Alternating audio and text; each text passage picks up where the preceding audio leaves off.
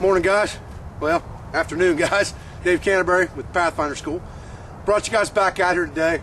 I thought I was going to pull a sneaky one and duct tape this limb, and you can see how that turned out. As soon as I put it on the tillering tree, it snapped off again. So that didn't happen. Now, sometimes you can get away with, like, this limb that we had the hinge in. I put some duct tape on that hinge, and I probably could have got away with that because I've bent this thing pretty good on the ground in front of me, and it's not going to break. But this one here was just too close to the tip where it broke. Just no way to repair that. So we're going to go ahead, and it just kills me to ditch something like this. And I told you I was going to throw it away anyway, and I hadn't done it yet. So now I'm going to actually burn it and trash it. But because I want to make a bow with you guys on video, I've got another stave right here that I've had actually in the corner of my office for, I'm guessing 2 years. Okay, and this is Osage orange.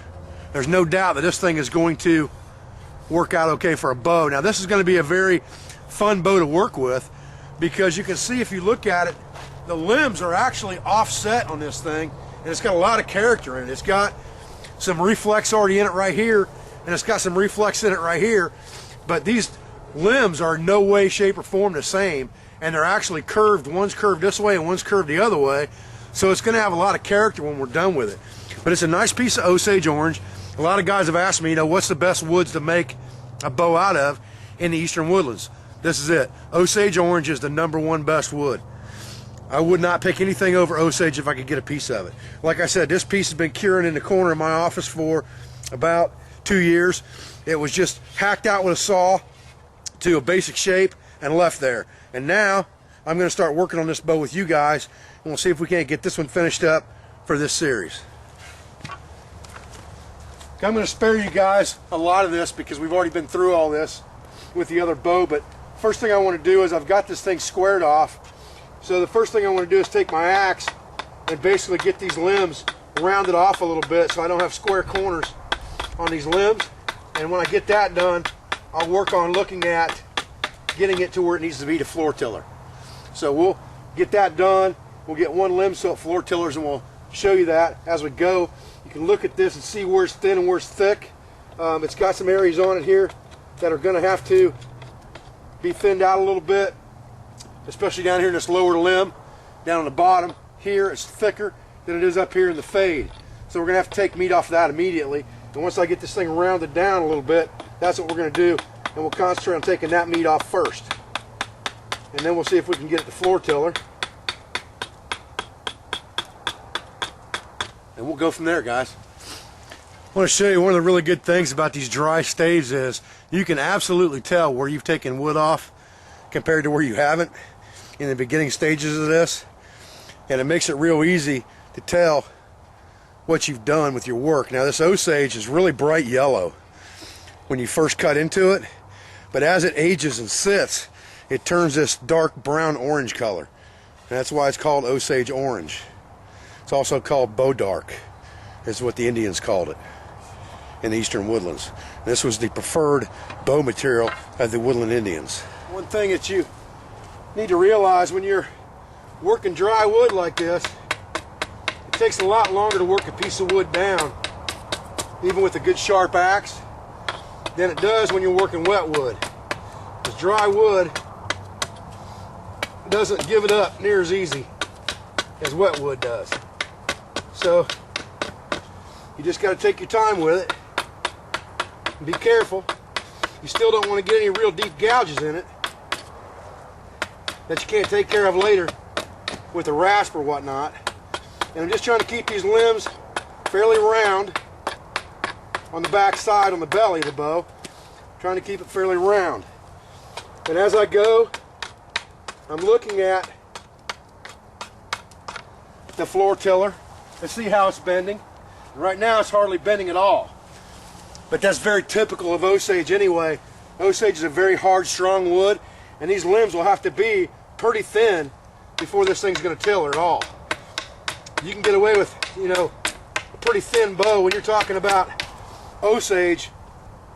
Your limbs aren't going to have to be very wide, and you can still have a 60, 70 pound bow very, very easy out of Osage. So it's going to take quite a while to work this stave down to get the same type of tiller on it we had on that other bow or Obviously, we don't want quite that much tiller because we want it to be a stronger bow, but what I'm saying, what I'm getting at, I guess, is that you're gonna have to take a lot more meat off of this bow.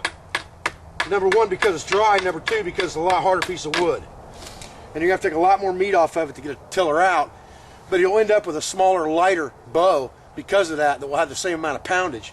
And because it's such a dense, fibrous, hard wood, you get a lot of good reflex out of this bow when you let go of the string from draw, and you can make some really, really powerful, fast bows out of Osage orange.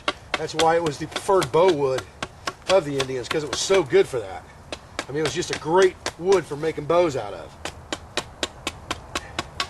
So I'm just trying to take short strokes and keeping everything as even as I can as I go, playing with the tiller a little bit as I go to see where I need to take more meat off of, just like we talked about in the last video. But you can see I've taken a lot off of that, and it's hardly flexing at all. So that's good. What I want is, before I put this on a tillering tree, I only want 2 to 3 inches of flex.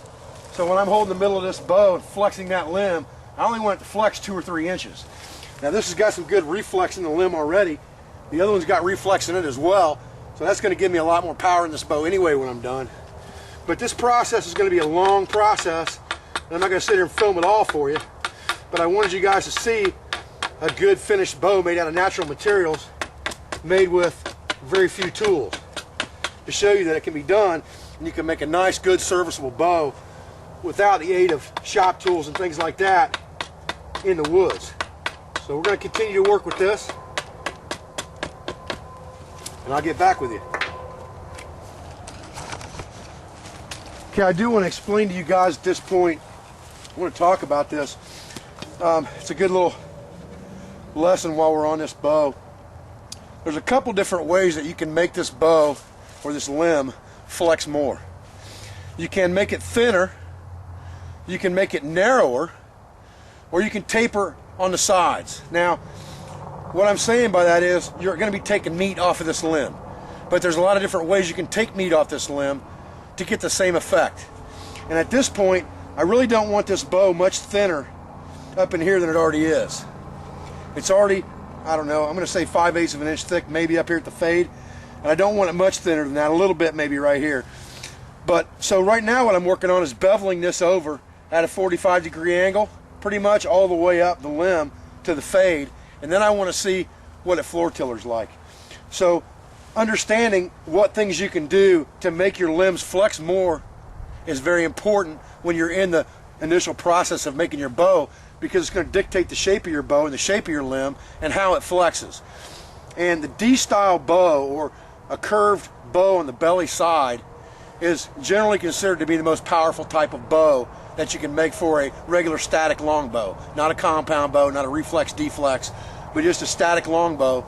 You know, a curved D-style design is generally considered to be the best. So that's kind of what we're working on here, a little at a time.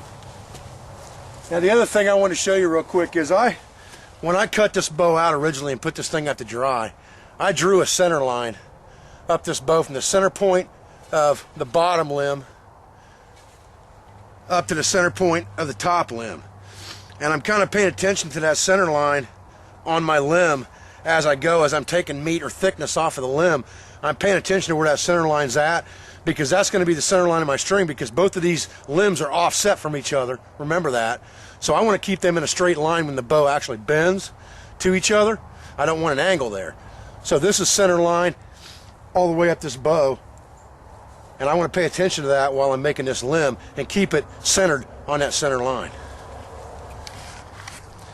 Okay, now you can start to see that we're getting some flex in this limb now.